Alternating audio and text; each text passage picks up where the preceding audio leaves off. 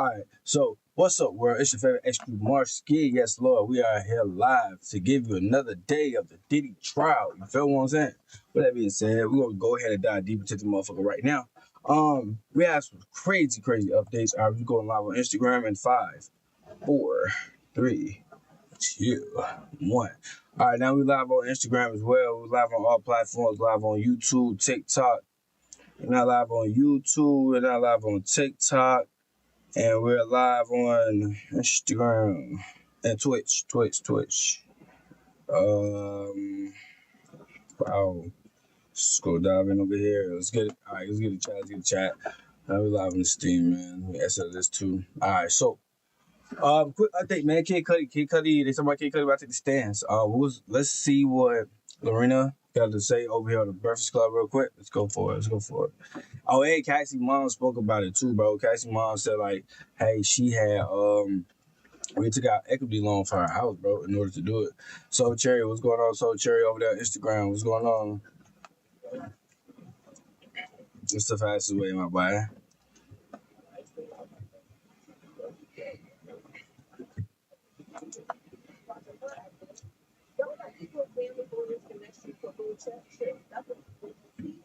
Facts.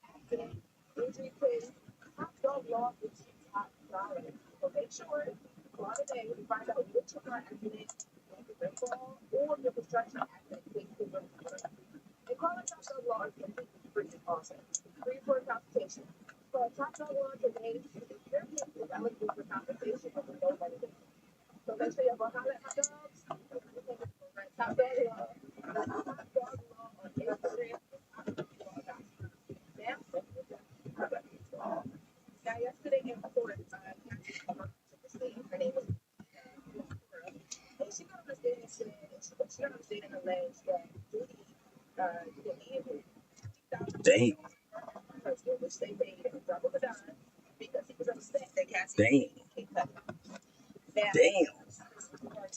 Very short and to the point. The prosecutors asked her a few questions about just her relationship, the background, what she met my daughter.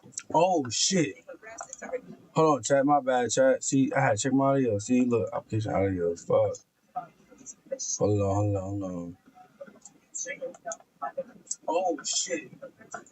Hold on, chat. My bad, chat. See, my bad, chat. Damn, we got to start the video over now, chat. I'm sorry. Let's do it over. My bad. Or your construction accident case could really be worth.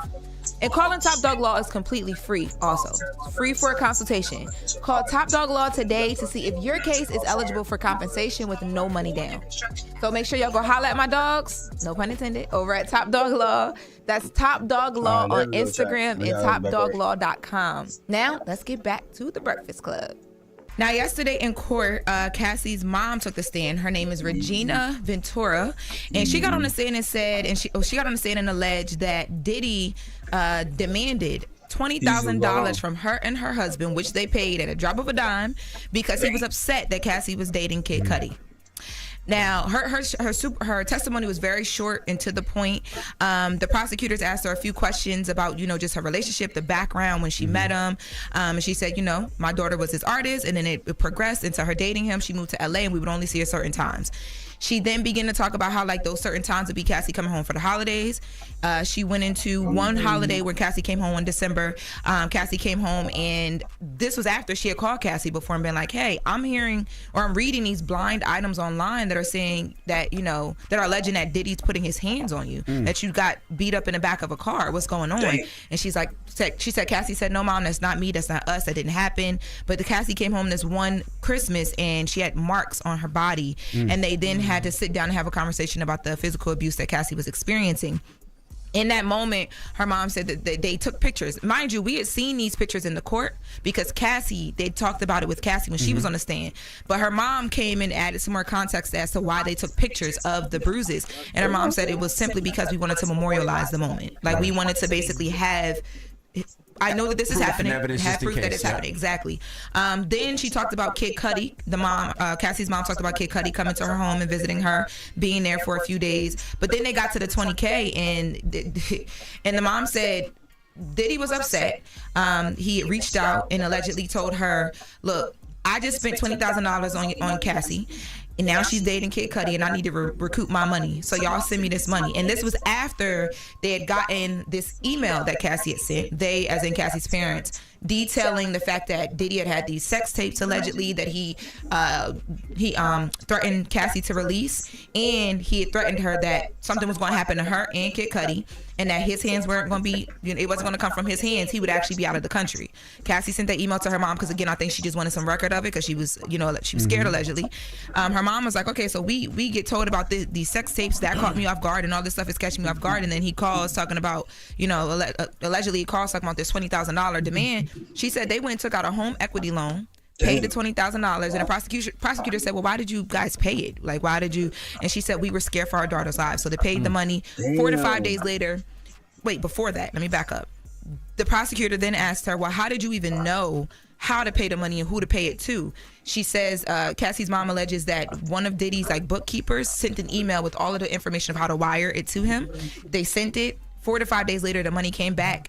No conversation, no nothing. They never spoke to him about it. That's one of the specific things in the lawsuit. They said that he was using sex tapes and sexual images to blackmail. Yes. Cassie. And other people. Now I think, they should have known before, but now I guess people can understand why Cassie and Cassie's family is going so hard. Mm-hmm. If you call me, my daughter, and say, you got my daughter's sex tape and I'm going to release it for $20,000 and you're... because nigga, that's my daughter, I'm gonna give you a 20K right now. Don't come back to beat your ass. For real, on me, bro, because, that's crazy. That's foul. Nah, didn't need an asshole for that one. $100 millionaire? And I had to take out a home loan? I had to take home a home loan to pay that? Straight man. Because you had the money. You didn't need the money. You did it because you just wanted to make me do it. Mm-hmm. Exactly. I'm going to try to bury you. If not, try to hurt you myself. No, let me tell you, talking about hurt you myself. Her mom then talked about another incident where they flew into LA for Cassie's 30th birthday. And this was Cassie's birthday is in August. So she was like, it's August. We fly into LA for Cassie's birthday. It's her 30th. So, they're excited. That's their baby. They get there and Diddy and Cassie allegedly are already going through their things, and there's an incident that goes down where Diddy takes Cassie's phone allegedly, and her mom, Cassie tells her mom, and her mom is trying to get the phone back. So they're outside of Cassie's apartment. Cassie's mother, Diddy, and allegedly D-Rock. Here's how to never have to worry about money after. Phone, bro. That nigga was mad controlling, bro. Like, that's not cool, bro. He took her phone. I would call the police at that point. If I was moms, if I was a lady, bitch, I'm call the police. Call the SWAT, call all the niggas. Governor, get this man. Mom said, I was yelling at him. I was trying to hit him. The only reason she alleged she couldn't get to him is because D-Rock was in the middle of them. So now you have this older woman outside trying to fight you to get her baby's phone back, allegedly, right? D-Rock's in the middle. She said, Cassie's mom says that Diddy did not give the phone back, but he did give the phone back, but when he left with Cassie's car, allegedly. It was a Jaguar car that he left with. And the prosecutor's like, well, how did you know that he left with the car? She said, I saw it drive off. So then that goes back to a lot of what Cassie was saying on stand originally, like, he controlled everything. He would take things when he got upset, allegedly. He would do different things. So she kind of had to do her job, as she kept mentioning. What about Kid Cudi? I heard Kid Cudi's taking a stand. Kid Cudi is taking a stand. I want to say before we get to Kid Cudi, Cassie's mother was the first witness that Diddy's team did not cross. They didn't ask her no questions. The lawyer stood up, introduced himself, and said, I have no questions for you. That was the first time we ever seen that in court. Because what you going to say? Wait, Diddy defense didn't have no question for the moms? Oh my gosh. Brian just came off a win. Brian, you might go on to lose right now, Brian, because hey, but I feel you though. Like, what you really gonna say to moms though, bro? That woman. Nothing. Exactly. Now Kid Cudi. Yes, so man on the stand. Yesterday at the end, I'm really shocked that Kid Cudi is actually going to take the stand, but let's see why Kid Cudi about to take the stand. They started to talk about the rest of the week, and they said that Kid Cudi will be in court this week. They said that today, Wednesday, if they were able to, they would get to Kid Cudi, and he would be testifying. But from what I'm told, the way the testimonies are going to be set up today, they don't really think that they'll get to him today, that it's actually supposed to be Thursday, which is going to be a he's a huge witness as well too, because he's going to speak to, of course, a lot of the abuse arson. again, but the arson, the card stuff, But also the conversation that they had at that dinner. that that alleged night. the alleged conversation they had at that restaurant, and they is Cassie, Diddy, and Kid Cudi, because Cassie alleged that Diddy came and sat them all down and said, I don't like what's going on here, basically, and y'all need what's happening. Fill me in, because he felt away. Diddy's team is alleging that he did that because he felt away because he put them in the studio together, and then they started dating. Cassie's like, regardless of the situation, it was threatening, and he mentioned that he was going to do things allegedly to Kid Cudi and to her. The car came into conversation, and at that dinner, Cassie alleges that Kid Cudi said to Diddy, "Well, what about my car?" And Diddy said, "What car are you talking about?" Yeah, but people who don't know, Diddy allegedly blew his car up. Yes. Oh, sorry, I forgot. That's a major point to say. Yes. Yeah, because he allegedly blew his car up. What about my car? Jesus. Yeah. That's gonna be big, man, because Diddy allegedly threatened to kill him, went to his house with a loaded gun, and that's gonna be a really interesting part of the trial, because it'll probably start with Cudi, and then there'll be another witness who used to work for Diddy. He'll probably come in and confirm a lot of Cudi's testimony. Now, what about Big Punisher that his penis couldn't get hard and he had to? First of all, you need to watch how you say that, because people won't think you're talking about the rapper. Oh, there's a rapper named Big Punisher? Yes. Rapper passed away. Big Punisher? Big Pun passed away 30 years ago. And Oh, Diddy Big- been freaking off for 30 years. I didn't know that allegedly. Big Pun's full name was Big Punisher. Exactly. I never knew that. So say but the- no, say the his guy's name is his name is The Punisher. His actual name is, let me look it up. It's like Sheraya. It's Sheree Hayes. He's actually from New York, and he wrote a book called In Search of Freezer Meat. But we'll have to get to that in the next hour, because The name of his called what? In Search of Freezer Meat. So hold on. Hold on. Yo, they Before was we crazy. move, just tell, were they cutting off penises and freezing them, or just? No, he leans into freezer and meat because he said, if it's frozen, that's the hardest it can get. And the book is about mental health and how erectile dysfunction can play into your mental health. What that got to do with pork loins, though, and tenderloins, and chicken and thigh breath in the freezer? And searching for him. Well, it was. Did gonna he get say? into it. Did he say he couldn't get erect during the freak off? Damn. Yeah, They we never gonna- called him back. That's They great. called him back a couple times. We're gonna get. Listen, So he wrote a book about that. he That's wrote a even book worse than about Envy. it. We're gonna get Even in the first book. Okay. And your Freezer meat version. is crazy. Okay. Envy. Putting meat in the freezer to make it hard as it can get is insane. Not Envy got a book bestie. I don't ever want to be that horny. Why are people so horny? You're the only one. That's crazy. The only one. Freezer meat. Loving this. Yo, Freezer Me got it, bro. Like, I ain't gonna hold. Did he really fuck up his legacy himself, bro? A lot of people talk about so they taking it down to the whole Black Mogul.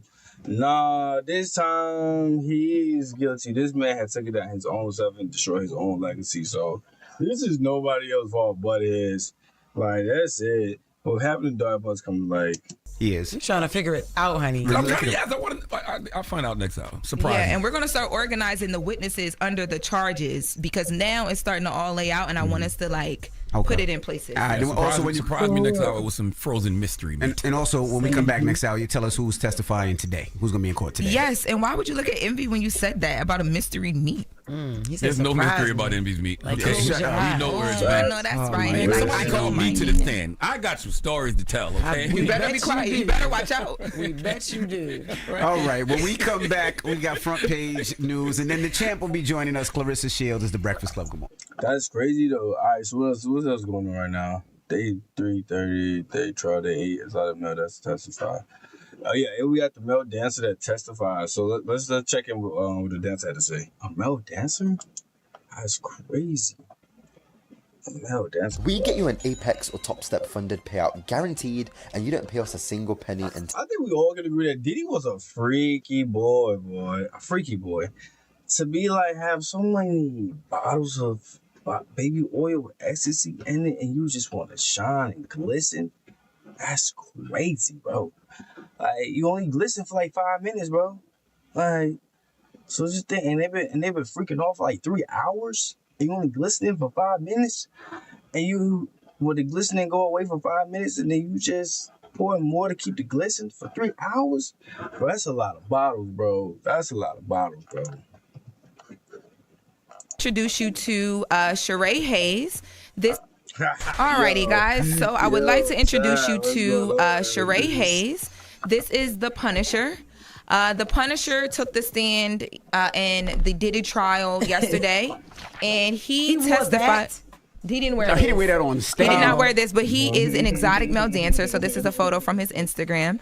And he testified about, She said, did he wear that? Yo, Chad, that picture is mad crazy. We listen, but we don't judge, Chad. We listen, but don't judge. Different sexual encounters he had with Diddy and Cassie, and more explicitly, he talked about a book that he wrote called a book that he wrote where he talks about freezer meat and not being able to get erect. What the hell is freezer meat? So freezer meat is it leans into the term of like, if something's frozen, it gets hard. Like rack of lamb in the freezer? Yeah, but it gets small too. Like steak or like chicken, this hard meat. Pause. Yeah. Tenderloin. No, okay, yes, I guess. But basically, his book is all about how he was having these different sexual experiences throughout his career, and he realized he had erectile dysfunction, and it caused some issues with his mental health because he couldn't, do his thing. Right. But the reason why the book came into conversation on the stand was because he actually had talked about Cassie and Diddy in the book. And the alleged, interactions that he had with them, but he never named them. He called them a wealthy married couple in the book. Now, I've read, there's about 6 pages that is out here from this book. Give us some excerpts. I got the excerpts. So he talked about, when he first met Cassie and Diddy, it was at the Trump Hotel in New York, allegedly, and he was called there for like $200 just to do like an erotic dance and set the scene for a woman in like a birthday situation. Put his penis in the freezer. He didn't know that yet. So he got there. He said Cassie opened the door. She's in a wig, glasses. She's beautiful. He's like, oh, wow. And she had a robe on with nothing under. And that was very obvious. So he says that Cassie explained to him, like, look, my husband likes to see me, he's a voyeurist. He likes to see me with other men. So all we want you to do right now is just like do a sexy dance with me. So it's not called a cook. It's called a voyager. Okay. Baby oil might come into play, and he may come in the room, but don't acknowledge him. Wait, baby oil might come into play. Got it. Oh my God, she's prepping him. Not going to get involved and don't acknowledge him. So that's what made him soft. You got this fine woman in front of you, then all of a sudden, here comes Here comes street meat. Exactly. But you're not supposed to eat the street meat. But yeah, so that's exactly what began happening. So he says that they were doing exactly what they described, and the first time he couldn't get into it is because Diddy allegedly would subtly say these things in the corner, like instructing her. Yes, that's what he was saying. And he said, because he used to work in the clubs. He's a rock dancer. He said, so he's a little bit deaf from all of the music and the sounds. What you mean he couldn't hear much. You work in the club all the time. It's loud, so you're hearing. Some people, their hearing be a bit off, right? So he couldn't hear Diddy coming? Listen. So what he heard? He said that Diddy would say things. He said, for example, now the husband might be in the corner saying something like to the wife, move to the right. But he'd hear, I bet that a-hole. Fire. He said, but he'd hear, I bet that a-hole is tight. Fire. Oh. And it would make him instantly. It would make him instantly go soft. Okay. So he was having issues. I sent you if you want to read the real episode. So Diddy was saying move to the right, and you say that butthole tight. That's what he was hearing. So he was like, yo, hold on, this is real crazy. Yeah, so then he said he had this encounter with Cassie. It was great. He alleges it was great or whatever. Hold on now. You left out a very valuable Please ad-lib. read. Yum. I bet his a-hole tight. Yum. Yum is crazy. But he really said move Yum is crazy. to the right. But he heard in his head, Baby, Yum. move over to the right. Exactly. Oh, see, this ain't right. Y'all said Diddy said this. Diddy ain't say this. That's He what said he thought. it's That's what he exact- thought Diddy said because he couldn't hear. That's what I'm that's what saying. she just said. You're not listening. You Baby can't hear. No, I she can't. just said that clearly. He was he worked at a club. He was deaf. He couldn't hear. Diddy said move to the right, Baby, but he move heard. over to the right. Yes. Man, get this man out the All stand, right. man. So He's then, up here another- deaf and can't- Yeah, if y'all gonna play, let me go on the stand and play. I'll play. What the hell? Keep going. Another example is he said that Cassie invited him back another time. She said she was. He said that Diddy said, I love that position you're in. My deaf interpretation would be, I can't wait to penetrate him. No. Get that. See, now y'all playing There's that. more. There's more to stand. Go ahead, Lauren. I sent you another Stay one. focused, Lauren. So he said that, Cassie said, yo, I'm really comfortable with you, allegedly, and I want you to come back. We're going to do this again. So they called him again when they were back in New York, allegedly, to another hotel. And he said, but this time he was like, yo, she said she wanted to go further. I got to be ready. So he took a ED pill. a dysfunction pill, right? Right. And because he wanted to be able to like Erectile Perform. dysfunction. Yeah. You can say that. yeah, I said it. He wanted to be able to do all the things. So he said, as he was like, getting ready to do all the things with her, he said he performed a Bruce Lick tongue kung fu into the 36 chambers style fellatio act. What is a Bruce Lee? I know the my judge was God. like, what the hell Hell was are that? these people into? Yo, bro, wait. Can we go back on that chat? Wait, what happened? 6 chambers style fellatio act. Yo, what the fuck? Hold on, It's chat. like, getting ready to do all the things with her. He said he performed a Bruce Lick tongue kung fu into the 36 chambers style fellatio act. What is a Bruce Lee? I know the What? judge was like, what the hell are these people into? That's what he said on the stand? That's what he performed? This is an excerpt from the book. He just talked. He Oh, damn, talked about the experiences and went into the book, but this is from the actual book. TMZ and a couple Okay. other outlets went and found the book. So he says after that, they actually begin to be able to like have sex. And dang, I'm up here stuttering over saying sex. So then he took the ED pill or whatever. They're having sex, and he says eventually he was able to come. Oh, Hey, did you know you might get a big cash payout if you were in a car accident in the last year? Yep. She's Even if nasty. you weren't driving. Yeah. no. Eventually, he was able to. Eventually he was able to Climax. orgasm or finish. Yep. And He referred to his butt as a chamber? no, that's Don't refer to nobody butt as a chamber. That was the box. He was referring to the box. It was his tongue. Like it was. eating He was the performing box like as he a was going chamber. kung fu. I was like, what? You are not following me at all. Keep going. So he Two said all over the place. eventually he got to a point where he was, they're actually engaging and having sex, and he couldn't finish. And it was obvious that the couple wanted him to finish. The couple he's saying was Cassie and Diddy, allegedly. So he says he was like, all right, next time I got to take these other pills. So he took a density pill to make it where he was able to get to the end, but it was so dense that he couldn't finish. So What he the had hell to is a drink. density He pill? OD'd on the ED pills. So now you It's got to supposed take to make another you- pill to compensate for something else, He like said- to wake you up a little bit. No, he was woke. He was too woke. He had to step out the room, Google it, drink some water, came back, and now he could finish with Cassie. This is what can I he's ask alleging this in the question? book. Hold on, I'm not. Tell him Let this me is- get to the you part. ain't get to the good part. So he says he actually got to the part where don't he. care about this. Yes, you do. He actually got to the part where he was able to finish, and he said he was weirded out again and went soft again because he felt like the husband was helping the wife clean up from him doing all the things all over her, Yeah. and he was licking her clean, and that completely turned him off. And he alleges that he Okay, went I don't soft believe again. this now. Damn. I don't So believe you're this. Nah, saying- I don't Yes. believe this. Go ahead, break it It was down. a I whole don't believe this.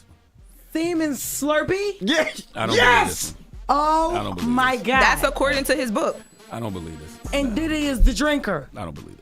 I believed when you told Allegedly. me. I believed when you told me he Yo. took the semen and rubbed it on the nipples. I don't believe this. Why bro. don't Oh my Jesus, that just fucked me all the way up, bro. Oh my gosh. No, that is not for real, bro. No, Diddy is different, bro. Wait, chat.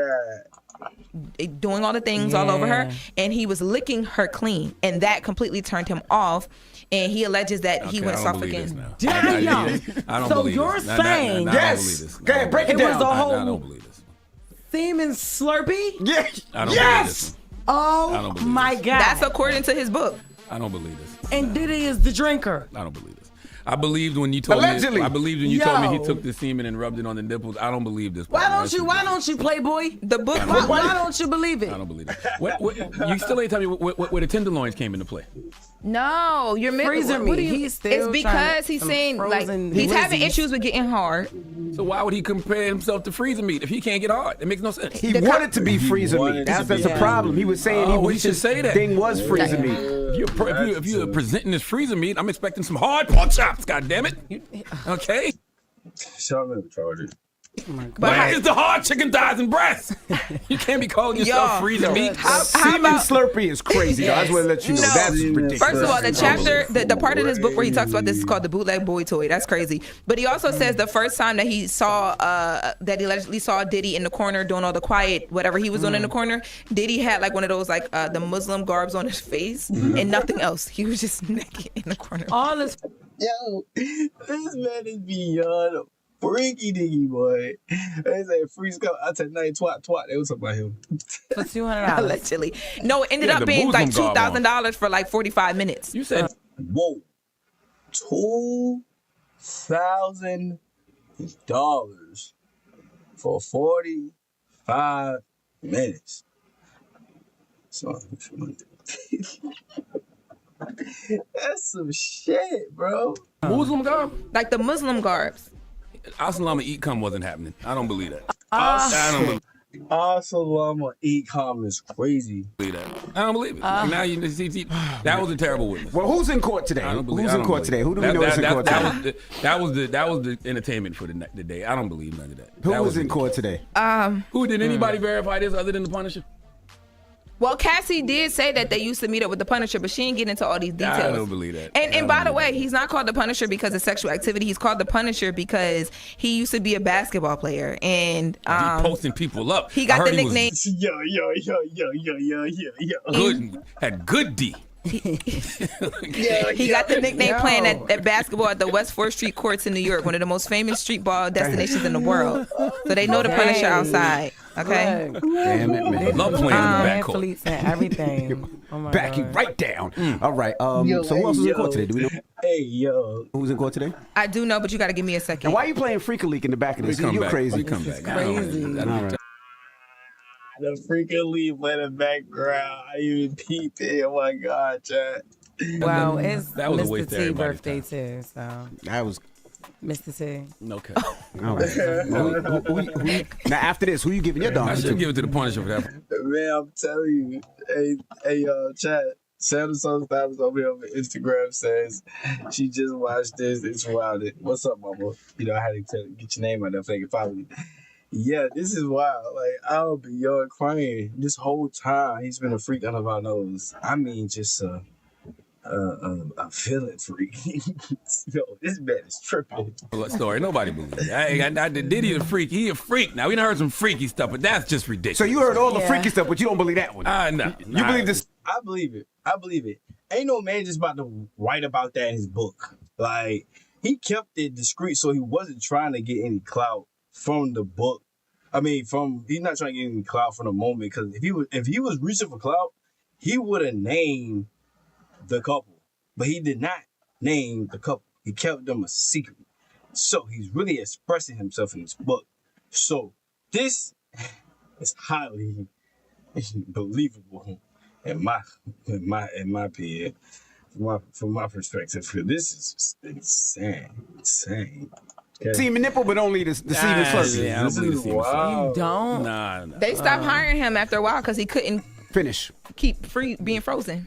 Yeah. Well, that makes sense. He missed out. If you got a taste for man milk that much, you would want some man milk. So if you can't produce no man milk, you are of no value to me. Ain't no, yeah. I can't do this show anymore. This is just disgusting. It's disgusting. It is disgusting. I've had it. I don't want to talk. It's enough. It's enough. Wake that ass up in the morning. Niggas said, I don't even want to talk. It's dumb. It's dumb. Hey, yo, bro, what is going on? This is just all right. So let's look at the Diddy trial real quick. What's going on today? I think Cudi supposed to be in what you call it. What we on, day 8 right now or day 9? I think we're on day 9. Day 8. This 21 hours ago. Day 8. I said day 8. So we are on day 9, right? All right, are we on day 9? Yep. No, we're not. No, we're not.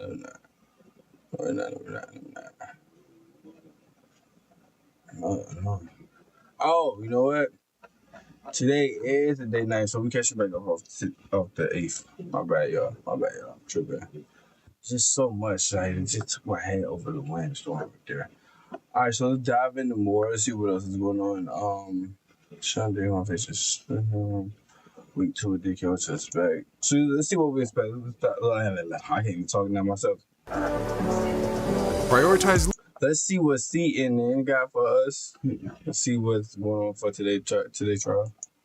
Let's see.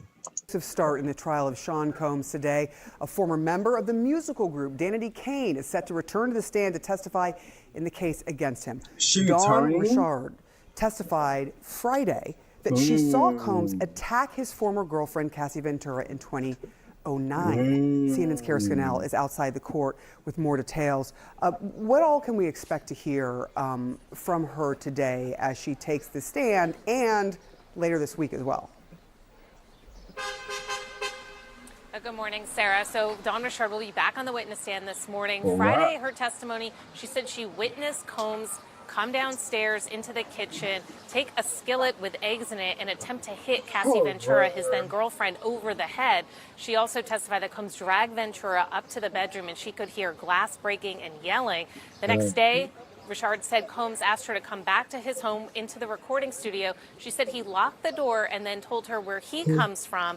People who speak sometimes go missing. She said that she took that as a threat. So she will be back on the witness stand this morning. Her testimony is supposed to wrap up pretty quickly, and then the prosecution is going to call Ventura's former best friend. We heard a lot about her last week. Her name is Carrie Morgan. She's expected to testify, and Ventura testified she was friends with Morgan before she met Combs and was friends with her throughout the relationship until Ventura said Combs hit Morgan, and that ended their friendship. So Morgan expected to be a prosecution witness who will corroborate some of what Ventura has said.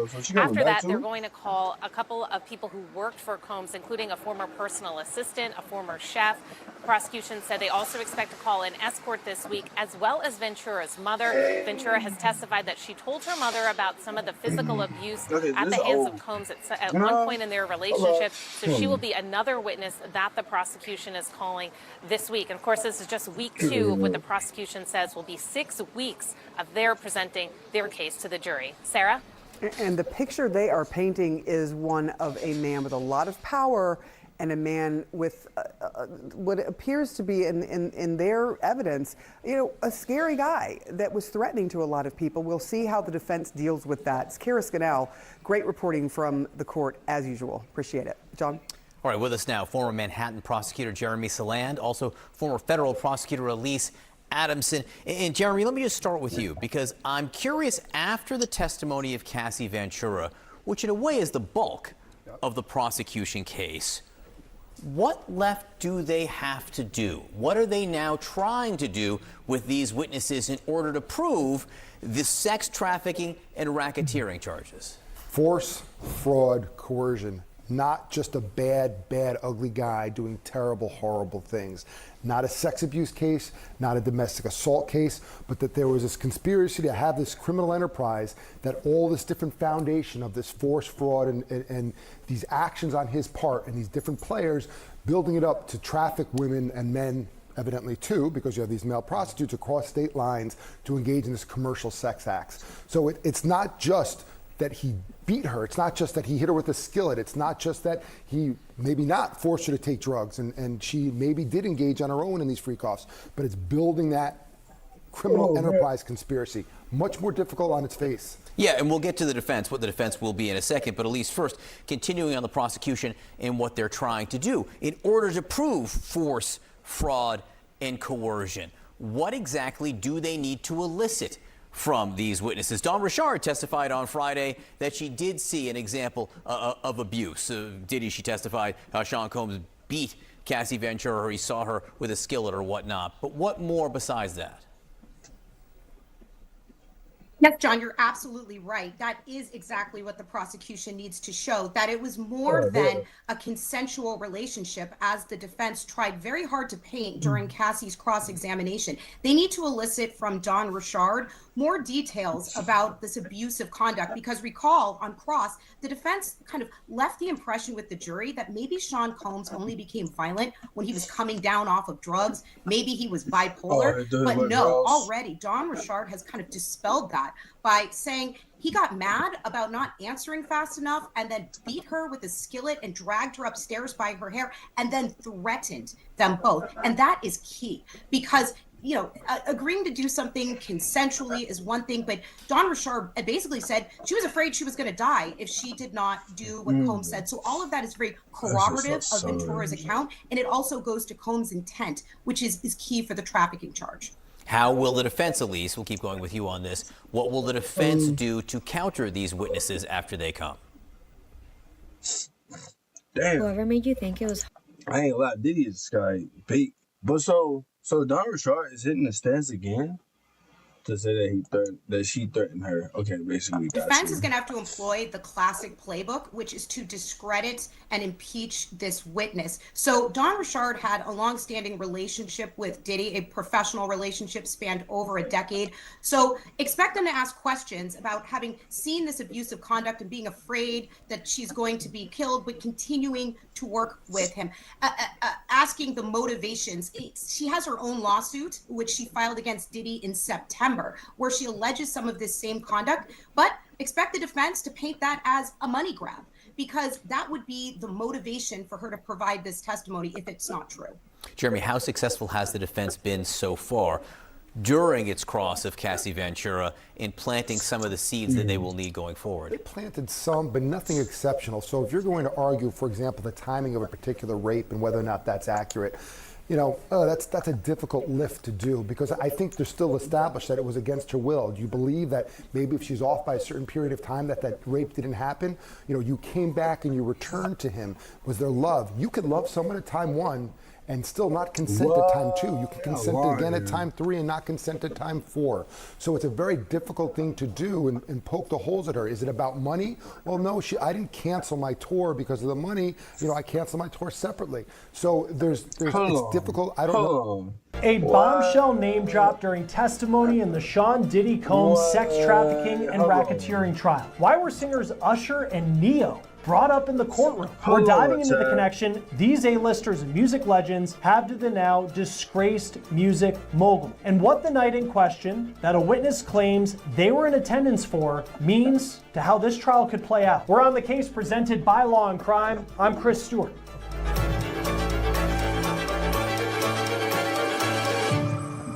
What the fuck?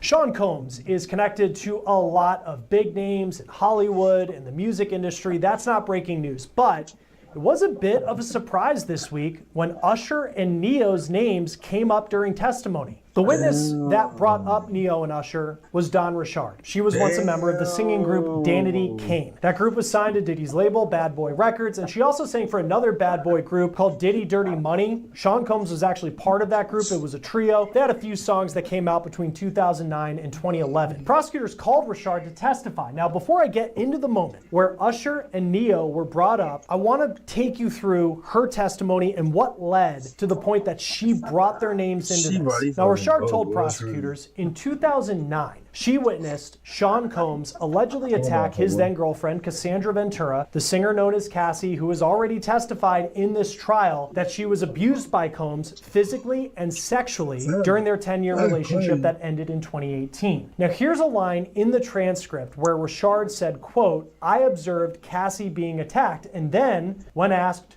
who attacked Cassie, she answered, quote, "She was attacked by Sean Combs." In the incident in 2009 that Richard talked about, she said she was recording music at Combs' LA home. Cassie was making eggs, and then Combs comes downstairs, quote, angry, and was saying where the expletive was his eggs. Excuse my language. And he was telling Cassie that she never gets anything right, where the expletive is his food. And he proceeded to come over to her, took the skillet with the eggs in it, and then tried to hit her over the head with it, and she fell to the ground. Richard told prosecutors that she witnessed Diddy allegedly attack Cassie multiple times, physically beating her. And while she was a member of Diddy Dirty Money between 2009 and 2011, she said it was frequent that she would see these things. She said that Combs would, quote, "Never sue the other driver after a car."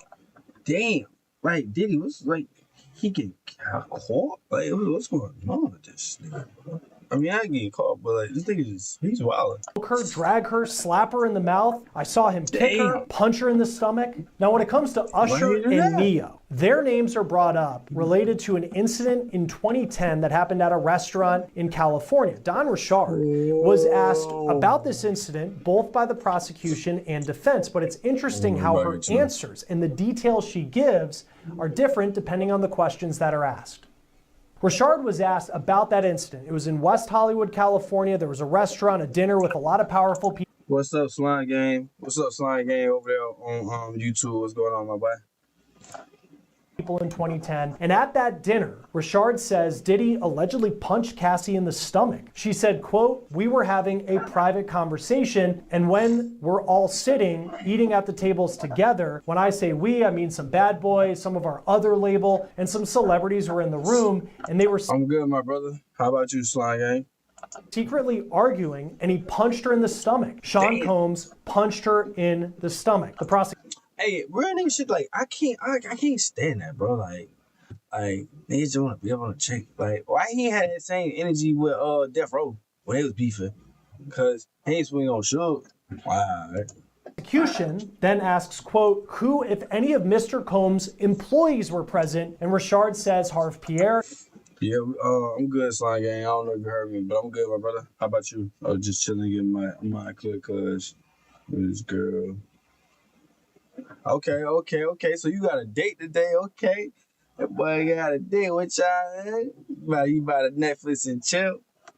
Well, y'all about to get freaky like Diddy. Urge. Capricorn Clark, Mia, D-Rock, Bonds, myself, and Kalina Harper. Now, the prosecution then asks Richard about Harv Pierre. He was a bad boy executive, and he answered to Sean Diddy Combs. The prosecution also asked how, quote, employees reacted to Combs allegedly punching Cassie in the stomach, to which Richard answered, they didn't. No one intervened. We didn't. I want to take a break from this story and bring you a law and crime legal alert. If you were given... This your first time meet her? Depo-Provera birth control shot and were later diagnosed with a brain or a spinal tumor, you may be eligible for a lawsuit. Morgan & Morgan is investigating claims that patients were not properly warned about the risk. It is free to check, it takes a few minutes, and you don't pay unless they win. So like, yeah, you here, my boy, you here. Yeah, you talking about, hey, take off through there. I was like, what's my name? There's Anna, Jacuzzi, hit you back door the movie. These were at that restaurant, but the prosecution didn't really follow that. Hey, Slime Gang, you gotta go check out my song Future, bro. You gotta check out Future. Bass you more. I'm telling you that's perfect for your move right now. You feel me? Like, bro. I'm typing in the chat right now. It's called Future. I'm telling you, Slimo, you gotta tell me what you think about it too, though. But I promise you, it's going to set your mood, bro. Like it's really describing how you feel right now, bro. Real nigga shit, bro. You'll love it. I feel like I just made that. I feel like now I made that song for you, bro. That line in their questioning. They did ask about bad boy employees who were present at the restaurant, to which Richard named people like Combs, the bodyguard D-Rock, Pierre the executive. Damn. But then the defense had their chance at cross-examination, and through their questioning is when we saw those big names drop. The defense asked Richard, please tell me who was all at this restaurant. Richard answers, Harv Pierre, Capricorn Clark. Hey, don't forget to wrap it up, young man. Mia and myself, Kalina, like somebody uncle for real. our bodyguards, which was Bonds, and D-Rock, Cassie. The question continues with the defense asking, you remember who... Hey, what do you think about the Diddy, bro? Like, Slangy, do you think Diddy is guilty? Was all there, right? And Richard says, The defense asks, do you recall alleging several celebrities were actually there? And Richard says yes. And the defense then says, quote, so when the government asked you who... All right, bet. Sit them more. We'll see you in a minute, my boy. And thank you for checking it out, too. See you in a minute, and thank you for checking it out. Was all there, and I asked you who was all there right now. You didn't mention any of the celebrities, right? Right, Richard says. The defense then asks Richard to name the celebrities. And then she says, quote, Usher was there, Jimmy Levine was there, Neo came through. She snitching. Chat, she snitching. And she's snitching, and she better have. I'm glad she told them other suckers too, because the fact that y'all just let that man just punch that girl right there, y'all niggas some hoes. Oh, me they some hoes, bro. I ain't gonna cap you down. Niggas be straight pussies. Like, I ain't no way. I don't give a damn. You better go punch ass in the back of someone niggas don't know. Because fucking around punch in front of me, I'm hitting you and every nigga that did not react to knocking your ass out. What are you talking about? Not gonna play with y'all, but I wish a nigga would tell one of my sister nieces. But hey, I remember I was a young nigga, bro. I was playing baseball, and I remember my sister was dating this dude named Sam, whatever. And he had like picked her up and like slammed her one day after she picked me up for baseball practice. Nigga, we was in my mama white Honda. I'll never forget, boy. I popped that trunk so fast, boy. When they go grab that bat out that trunk, boy, hoop around that car, got that motherfucker bat out that trunk so quick. So, one hit to the motherfucking knee. Yeah, it was like a gang of them niggas outside too, though. But it was, and Sam had like all his partners out there. Nigga, I was trying to swing on them young niggas. I was trying to swing on all the niggas with the bat. But niggas had got lucky, though. Son. He got lucky they picked my black ass up. They really corny. But yeah, I don't play that shit. Ever since a kid, nigga, I ain't play that shit. There were a few others too. I don't recall those people, but those are the ones I remember talking to. The defense then pressed Rashard a bit, asking why she didn't say those names before when she was asked about who was there by the defense. And Rashard says she was just repeating what she told the government in their direct examination. Usher and Diddy go back decades. Usher lived with Combs for a year, actually, when he was just a rising star in the music industry. He was 13, 14 years old at the time. Usher actually spoke about living with Combs in an interview 8 years ago on the Howard Stern show. Here's part of what he said. You're going to go to Puff Daddy's. He's going in the 90s. Do you understand what that's like? Puffy's place was like just filled with chicks and orgying like nonstop, right? No, not. Wait. Howard Stern knew. Howard Stern knew this whole time, Chad. Howard Stern knew this whole time. Wow. Really? And I used to love Howard Stern. I mean, but hey, it was curious. I got a chance to see some things. Now, as far as Grammy winner Neo, he is someone who has been known to be a friend of Diddy and to be in the same social circles over the years. He been weird, though. Neo has been mad weird lately. Like, I understand he got 3 chicks right now. I just feel like he's been at them Diddy parties, y'all. He was at them Diddy parties. Because, you know what? How old is Neo girlfriends? Let's look that up, chat. Hold on. How old is Neo girlfriends? Alright. Neo's in politics. Oh, never mind. I'm gonna shut the fuck up. I was damn sure wrong. Neo is in a polyamorous relationship with 4 women: Ariel Hill, Brianna Williams, Christina, and Monet. Ariel is 31, Brianna is 31, Monea's age is not explicitly stated, and Christian age is also not explicitly stated.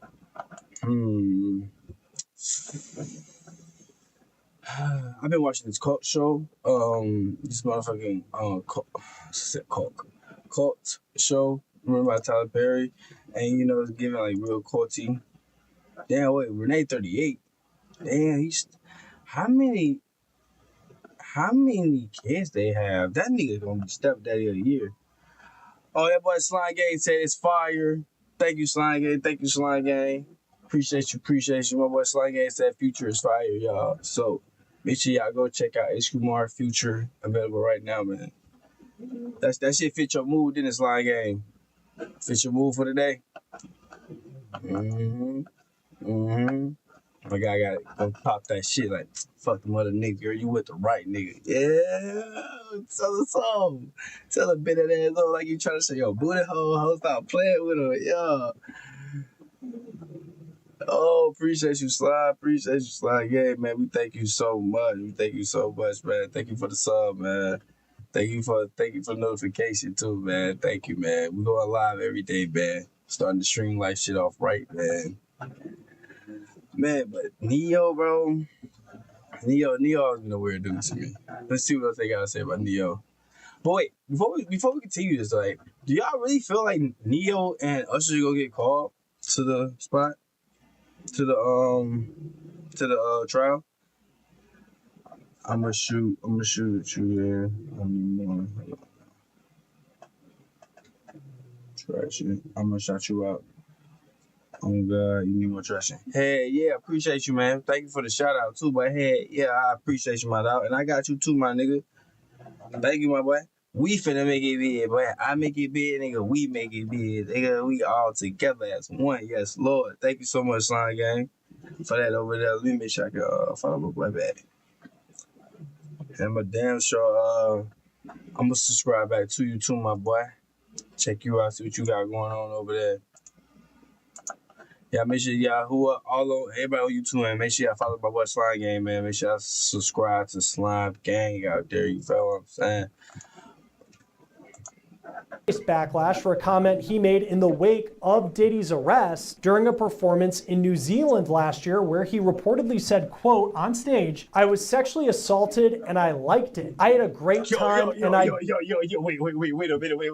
hold on, back up. Neo said he was assaulted and he liked it. Hold on. As far as Grammy winner Neo, he is someone who has been known to be a friend of Diddy and to be in the same social circles over the years. He faced backlash for a comment he made in the wake of Diddy's arrest during a performance in New Zealand last year, where he reportedly said, quote, on stage, "I was sexually assaulted and I liked it. I had a great time and I'd do it again." He later apologized for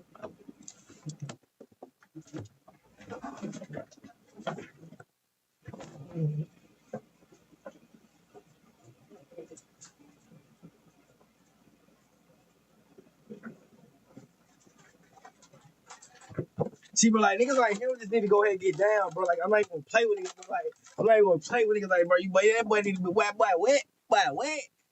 You trying to make this shit cool? What?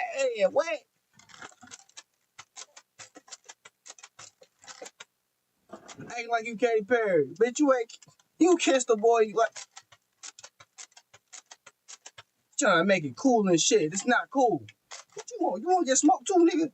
You want to get smoked too, Rocky? I'll shoot you too. Right now. What you want to do? I'll shoot you right. Boy, say some. Looking like Neo and shit. No, man, he just pissed me off, bro. He just somebody got sexual assault till he like it. No, it's not cool, bro. Hey, fat boy. I know, I'm sorry. He fucked me up too. Rocky. He fucked me up too. That pissed me up too, big boy. Yeah, I know. This nigga just pissed me off, Rocky. He just pissed me off, dude. I know. I'm mad too.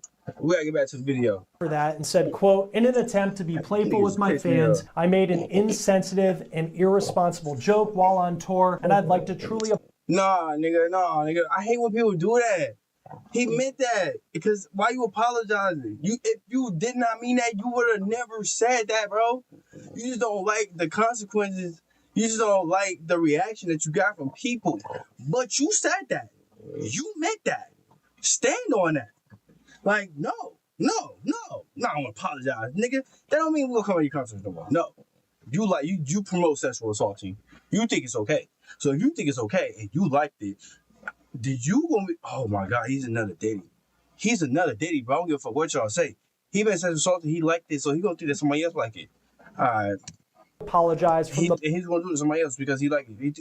No. The bottom of my heart. This is according to the UK media outlet, The Metro. If we're gonna cancel people, cancel Neo right now. I'm turning off the radio.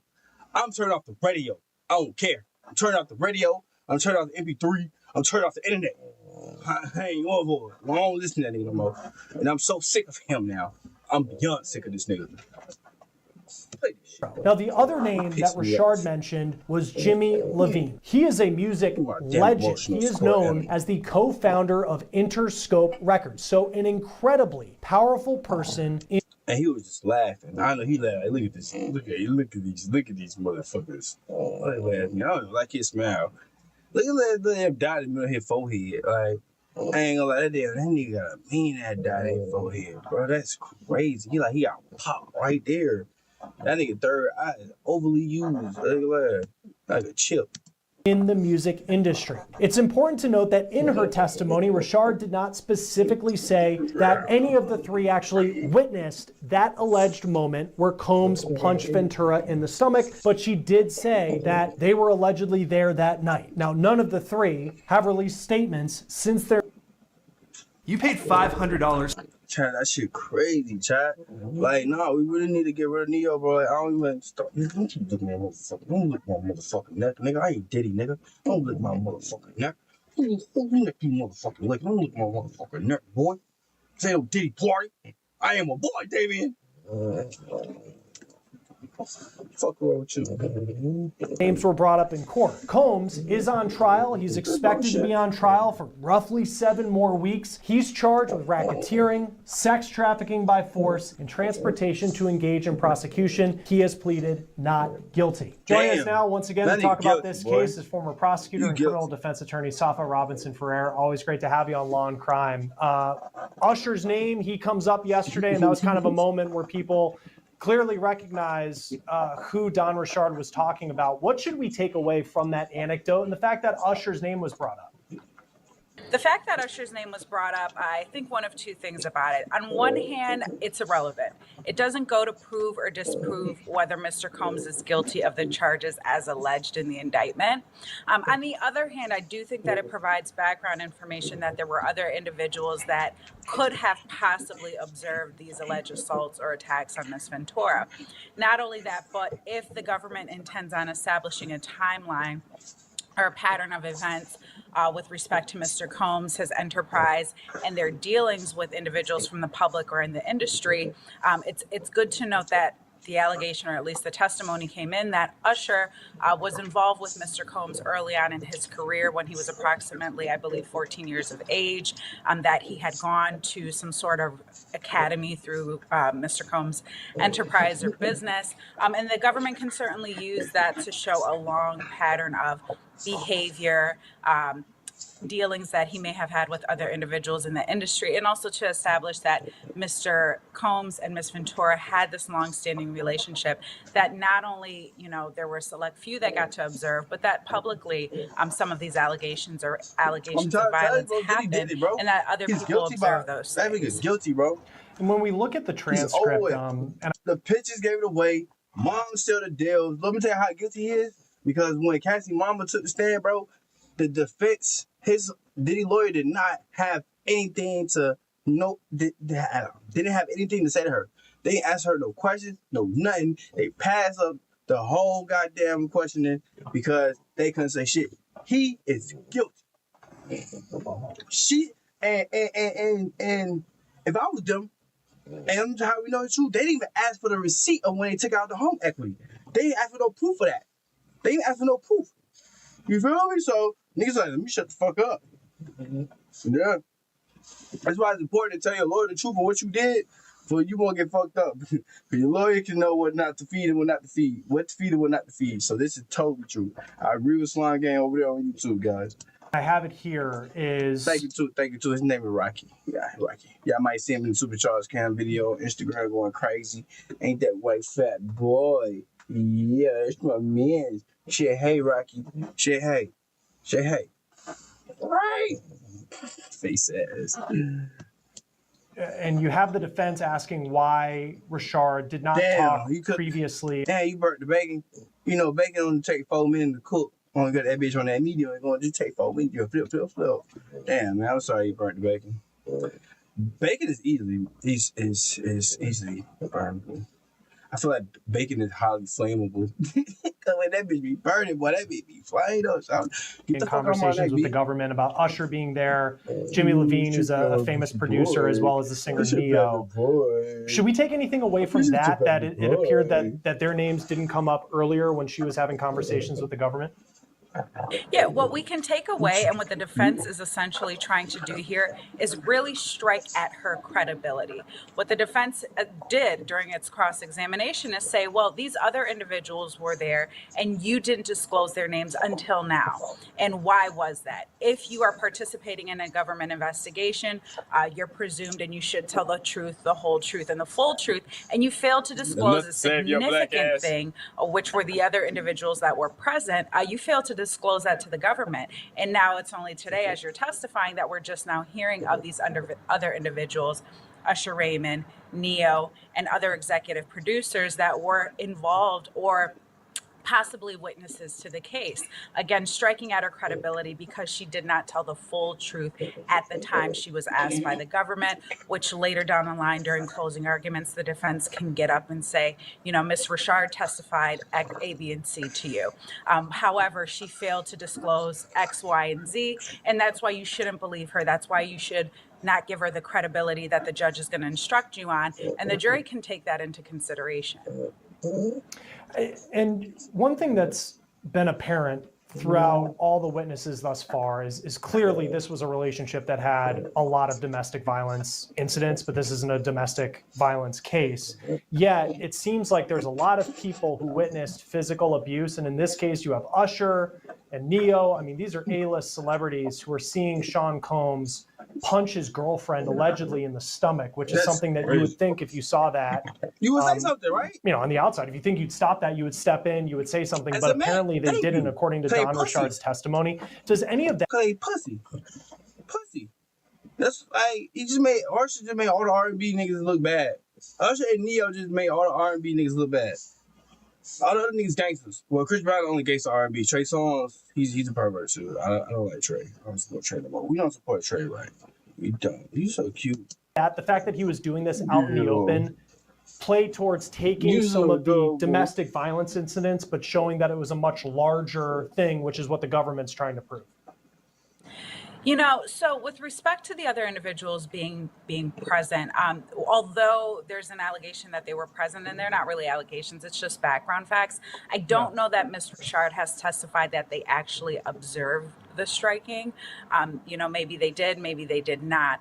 But I don't think that that's going to do any benefit for the government as far as knowing that these things happen more broadly. I mean, it's clear as day that this case is rooted in domestic violence, that Mr. Combs was domestically violent towards Miss Ventura, whether it was isolated behind closed doors and just Miss Ventura, and they're close to like fewer tests. Muscat, what's going on, Muscat? Over there on YouTube, what's going on? I just thought about it. Hey, yo, Slime Game, it is 1:22. Are you cooking bacon? Are you having breakfast for lunch? Testifying to this, or on a grander scale where, you know, a select few and publicly people can testify. I just got paid $60,000 for my car crash from using this app on my phone. Oh, yeah, I ain't gonna lie to you, though. I can't wait till my groceries get here. I want my motherfucking Kroger order right now. Muscat, people have observed. Muscat, what's going on over there on YouTube? What's going on, Muscat? These allegations, whether it was just one or whether it was many, testimony is evidence, and whether that was testimony from one person or testimony from multiple people, the jury can still consider that as evidence in determining whether Mr. Combs is guilty or not guilty. If these individuals observe that, then, you know, the hope would be that someone would have intervened earlier on. But again, you know, it doesn't negate the fact that, you know, the charges here are racketeering, sex trafficking, and things of that nature. One of the things the government is alleging is the use of force. So I think that's why we continue to hear this domestically violent line of questioning. And I think the government is hoping that the jurors will view this as satisfactory to the element requiring domestic violence or requiring force. Hey, y'all, see your Leo on Twitch said free Diddy. Is he the only one? Who else out here free Diddy? We gotta see how much they paid him. You know, Diddy Camp was paying people $20 for a free Diddy t-shirt. When we find out Lee got 2,000 and come and commented, that's crazy. So we get 10% of that 2,000. Physical force of violence. Yeah. I don't know, dog. I don't know why free Diddy right now. He got too many proof. He beating bitches up. Like he an old Mississippi pimp on the motherfucker on game. And to your point, I'll just looking at this transcript, you're right. Yeah, it's Usher was there, Jimmy Levine was there, Neo came through. So it's saying that they were there, not necessarily that they witnessed the abuse that Don Richard said happened at this dinner. What did you make of her testimony now that she's off the stand? You know, it was pretty interesting testimony. I don't know that she was a necessary witness, although the government deemed her to be necessary. Miss Ventura got on the stand and testified about the abuse. It testified about what happened to her. Miss Richard seemingly came up behind her and corroborated for the government those allegations. And I don't think there was even a question about that. The hotel footage came into evidence. Ms. Ventura testified, so now Ms. Richard is here testifying to more Oh allegations my of God, domestic yo, we gotta, violence. And the oh government my has to be gosh, really we gotta go careful to here Dobbins. because To the each way other, that oh it is Lord. being painted at this point After is that this, this is a domestically violent case, which is true. But the government needs to prove a RICO. They need to prove sex trafficking. They don't need to prove domestic violence, and it can certainly confuse thank the issues you. with the jury and ultimately land Yes. them in a verdict of not guilty. That's what I'm saying. I'm trying to tell you. Diddy's going to get the fuck off, bro. Like, he's going to get off because of what the prosecution aim. Like, everybody been coming in talking about some, like, domestic violence, beating up Cassie. This nigga's not on trial for domestic violence, bro. He's on trial for sex trafficking and X, Y, and Z. And so, like, I just feel like, me personally, exactly, you feel what I'm saying? CEO Lee over there on Twitch, y'all said exactly. That's why he gonna get free. Cause bro, like, where's the sex trafficking? Y'all niggas saying y'all only just saying he's a freaky nigga. So y'all can't lock a nigga up for being freaky. If that's the case, then you gotta unlegalize gay marriage. Bars. I need a sound bar. But where the bums at when I need them? That was bars, son. No, for real shit though. Because that's their preference of sexuality. So you may try to charge a man for his own preference of sexuality. He's a freaky nigga. He's just a freaky nigga. Cassie might have that inner freaking her the whole time. I wouldn't say it's coercing, but he probably just was actually coaching her through her freakiness. Like, I know some freaky chicks out here, okay? You know? Sukiyama is freaky. Think about all the rap bitches right now. All these rap bitches, these women are freaky. Let's go back to Trina and Khalees. My neck, my back. Cassie was somebody, me and you, y'all gonna say, yeah, they might cancel me for this right now. I don't give a fuck. I'm just being honest. The evidence that the government will point to, some of frequent flyer accounts, credit cards, bank accounts. We haven't really heard a lot about that as of yet. How do you see the government, now that they've really established, whether it's Cassie's testimony, some things that Don Richard has said about the domestic abuse, the violence that was in this relationship, where do they go from here if they are going to paint this picture of a RICO, which is essentially what they need to do in this trial if they want to get a conviction? Yeah, so what the government's going to continue to do is put on their witnesses. I think that they got a witness on the stand that worked for Mr. Combs at a certain point in time. That individual also testified to some alleged violent behavior on behalf of Mr. You know what I have a problem with? Who the fuck is he sex trafficking besides Cassie? Oh, wait. Because he's not sex trafficking the sex workers. We only been talking about Cassie. So who else was getting sex trafficked? That's what we got to like dive into. I got to figure that out. Combs. I think if this individual is still testifying, or as other individuals continue to testify, we will start to hear about transportation with regard to these alleged sex workers. So one of the things that the government has to prove and show is that there was a transportation via interstate commerce, which is a very wide net and catch-all for the government in order to seek a conviction, is that these individuals were transported or traveled via interstate commerce from one state to another. So we may hear testimony about frequent flyer accounts, or whoever the individual was that set up these or purchased these plane tickets, or if they flew private. Whoever set up the transportation and travel may ultimately testify. We might hear from them to further establish that this was a sex trafficking case. And on the interstate commerce charge, if they were to buy an escort from Miami and fly them to New York, would that be considered interstate commerce? That would be. So the train, or excuse me, not the train, the plane traveling from Miami to New York is an indication that this was via interstate commerce because it's going from one state to another. Even if they traveled via train or via car, going across state lines would satisfy that factor. We've seen Cassie's off the stand, but whether it's Don Richard's testimony, David James, who's the former personal assistant, he's talked about Cassie as well. What do you make at this point, seeing how the testimony's going, that the government decided to have Cassie early on in this trial as opposed to building up to her testimony at the end? You know, I'm always in favor, as a former prosecutor, I'm always in favor of putting my victim on last if I can, because her words will echo to the jury indefinitely, you know. But they could put her on last because she's pregnant right now and she's going to labor anytime.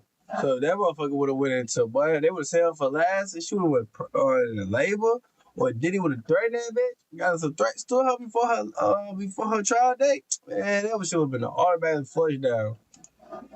Yes, she could have testified early, and people will tend to remember what they've heard early on and later in the game. But I think here it's really impactful to build up the puzzle, these other individuals who were involved.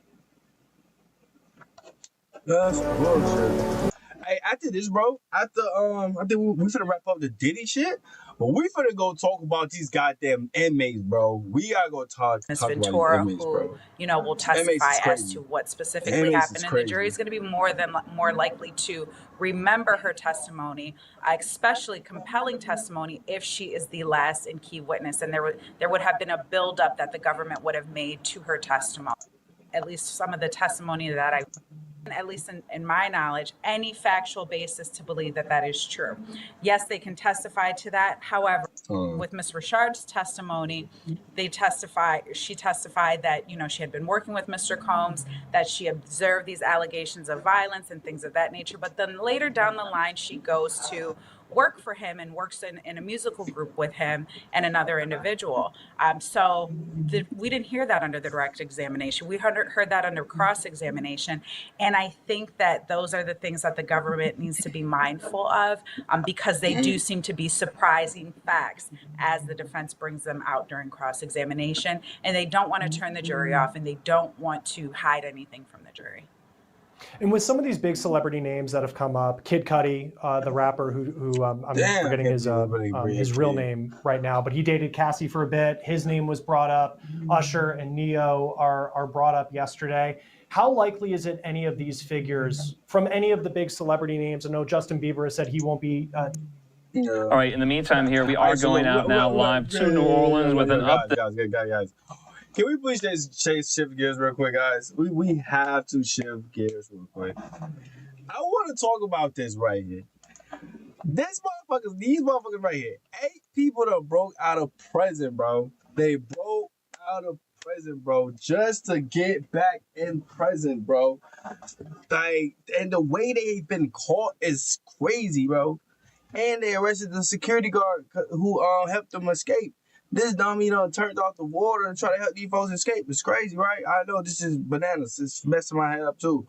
With that being said, chat, listen, bro. These folks went back to where they damn near where they got arrested at. I don't know if they were trying to kumbaya or whatever. They got to see it one more time. They needed closure. I don't know what the fuck it is, but they got arrested. One motherfucker got arrested because he wanted to take perks on Bourbon Street. The other nigga wanted to go back to his trap house and thought it was still booming. That's why they called him at a abandoned house, but it was his old trap house. It's fucking crazy, right? It's crazy, chat. So that's why we have to dive into the chat. We have to dive into this. This is mad crazy. All right, let me go ahead and start this. While I play this real quick, I'm going to go and check to see have my groceries been delivered. So we'll hit play and we'll let it rock. All right, in the meantime here, we are going out now live to New Orleans with an update on these now 9 escaped inmates. Law enforcement addressing the media. Let's watch live.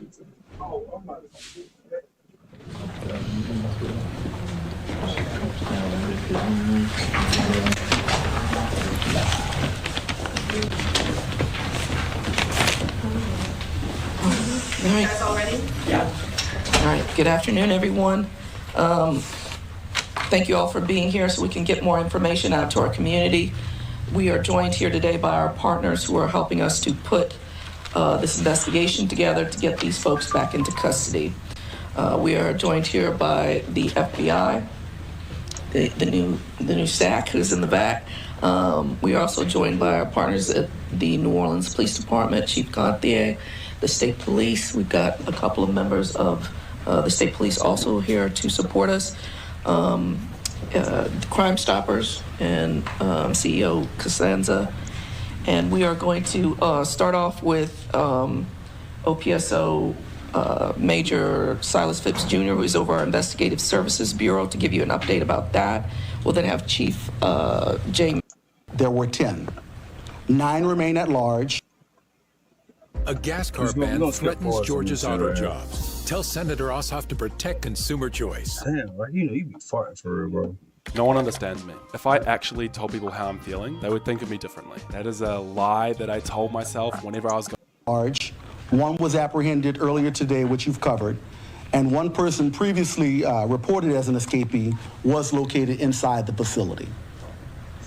As of right now, 3 employees have been placed on suspension pending the outcome of this fluid and ongoing. Oh my God! Oh, they got 3 employees on suspension. Hold on. Investigation.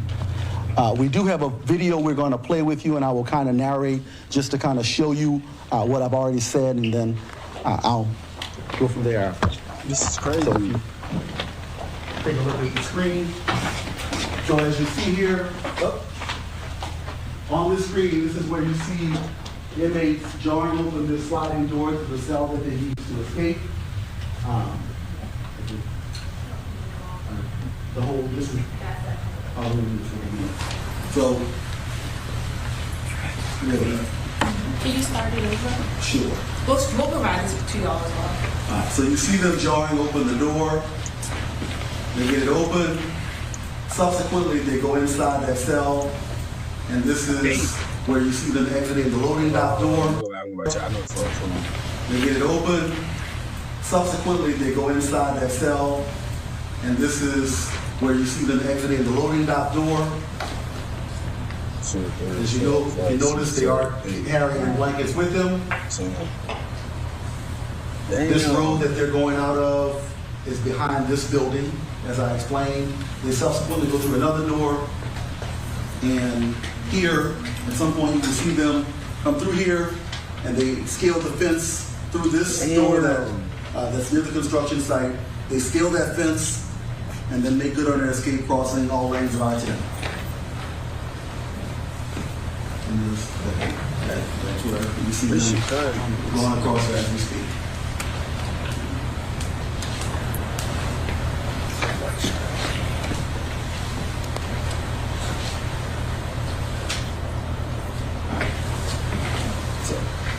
In that case, as Casey said, we will share those videos with you all.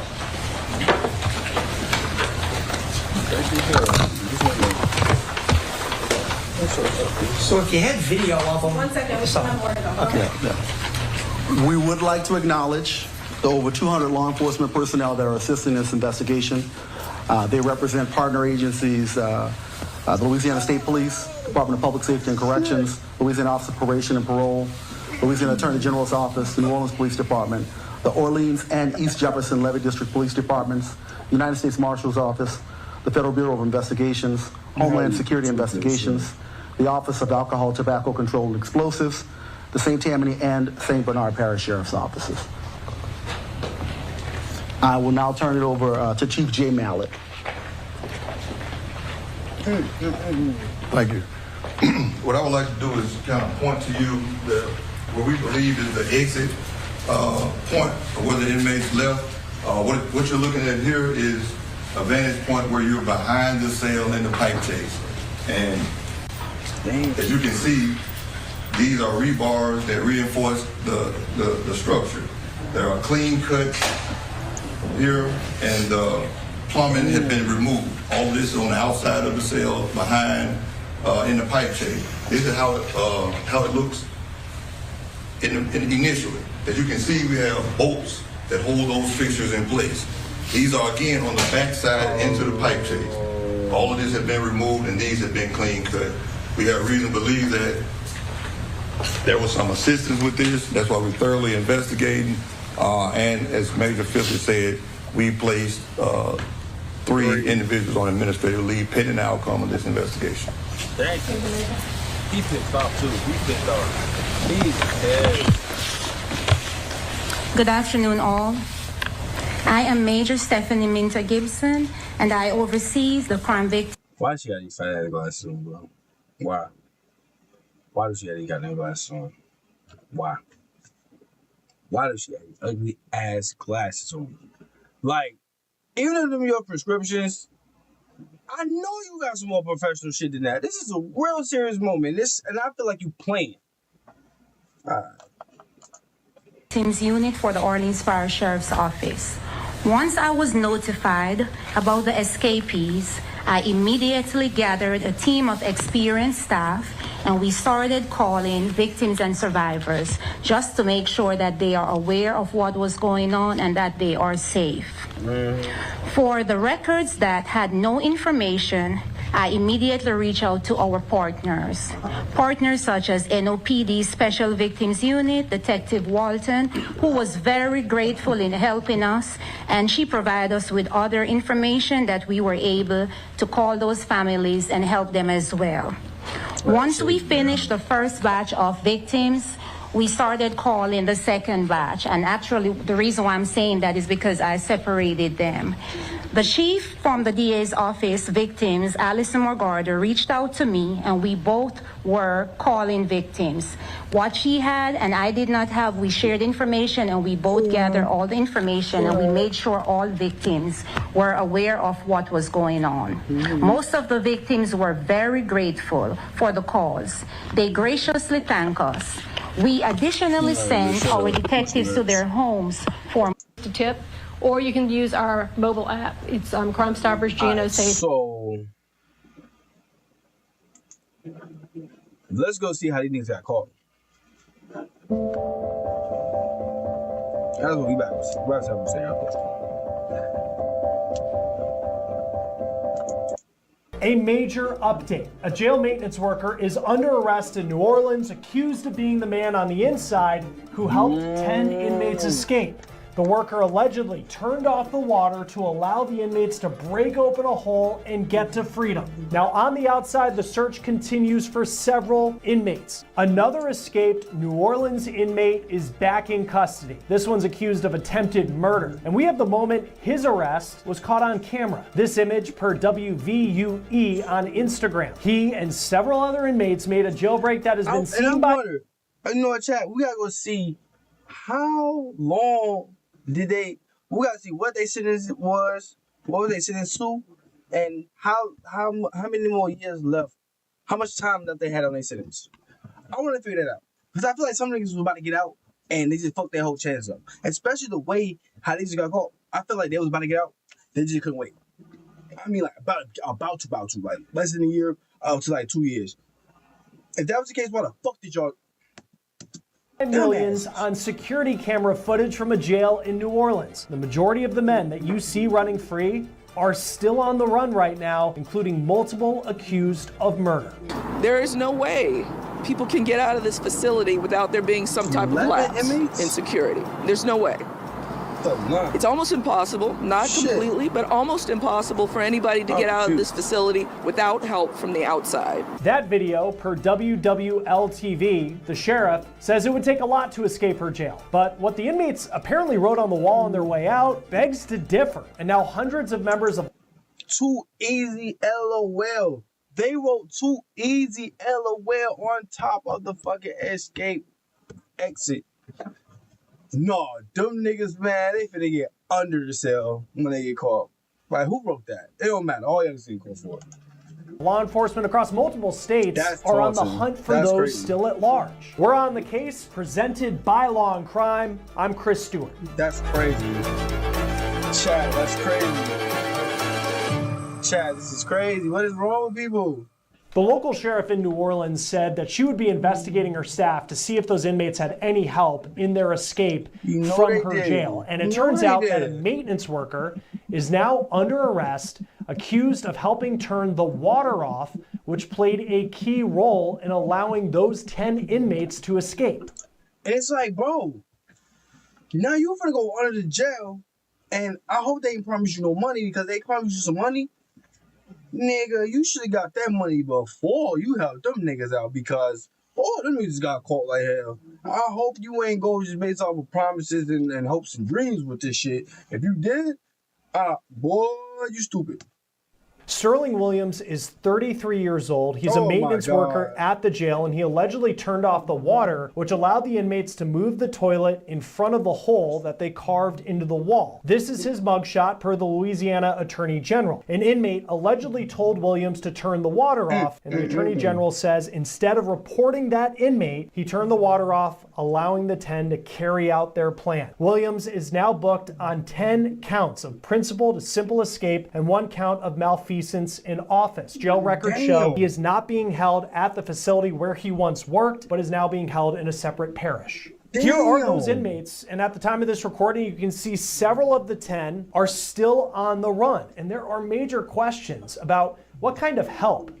Derek gonna win, bro. Like Derek might be the only one to get away. I'm not gonna lie. Based off his mugshot, this looking like Derek gonna get away, bro. Derek Grove's gonna get away.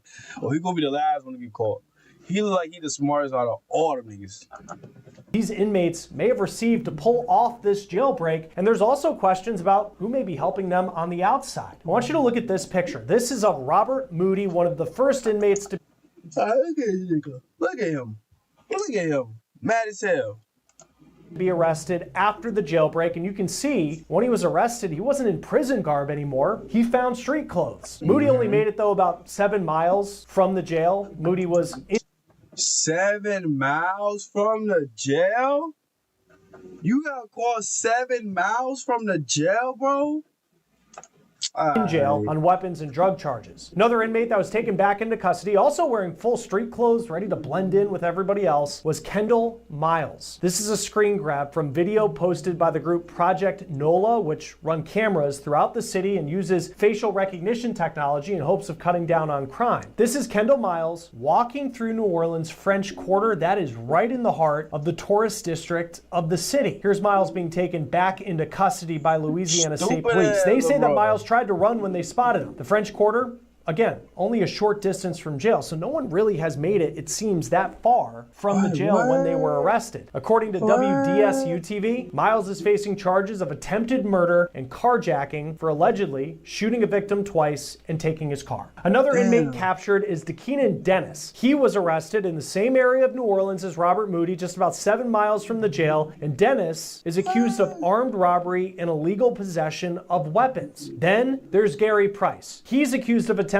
murder as well. He was captured in East New Orleans. He was found in a vacant home. KVUE got this surveillance image from a home. They posted it on Instagram. This is from across the street, and you can see in the top left corner of your screen, law enforcement taking Price back into custody. None of the inmates who at this point have been captured made it that far from the jail they escaped from. But a big problem for law enforcement is just how long of a head start they had because of how long it took the sheriff and her deputies to realize that 10 inmates were gone from their jail. I haven't been to the grocery store in over a... So you niggas really had time to get the fuck out of the city. You niggas had time to get out of the city. Fuck out of here. From the Orleans Parish Sheriff, posted on social media showing inmates around midnight. All right, chat, hold on, chat. I'm gonna get this break real quick. I think my groceries finna pull up. I'm gonna go get my groceries real quick, chat. I'm gonna kick it back with y'all in a minute. I'm gonna come back live and promise y'all in a couple seconds, a couple minutes, whatever. Thank y'all for tapping in. See you guys literally in a couple